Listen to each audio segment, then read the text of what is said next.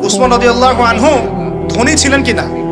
তো নবীর কাছে গিয়ে বলছেন যে আমার ধন সম্পদ খুব বেশি বাড়ছে, ইয়া রাসূলুল্লাহ আপনি সম্পদ একটু কমানোর দোয়া করেন তো আমার জন্য। চিন্তা করা যায় মানুষ এমন দোয়া কেউ করবে এই যুগে? আচ্ছা, নবী সাল্লাল্লাহু আলাইহি ওয়াসাল্লাম বললেন তুমি উটের পিঠে গাধার পিঠে খাওয়া দাওয়া করো, ঠিক আছে, খাওয়া দাওয়া করো। তো তিনি খাওয়া দাওয়া করেন। এখন কয়দিন বলতে কতদিন আল্লাহ ভালো জানেন, তিনি এসে বলছেন ইয়া রাসূলুল্লাহ আমার তো সম্পদ আরো আগের চেয়ে বাড়তেছে, দেখি আপনি কি দোয়া করলেন?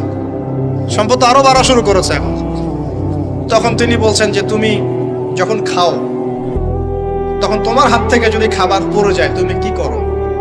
তখন তিনি বলেছেন আমি আমার হাত থেকে খাবার যদি পড়ে যায়, একটা দানাও যদি পড়ে যায়, আমি উটের পিঠ থেকে নেমে সেই খাবারটাকে তুলে পরিষ্কার করে তারপর খাই।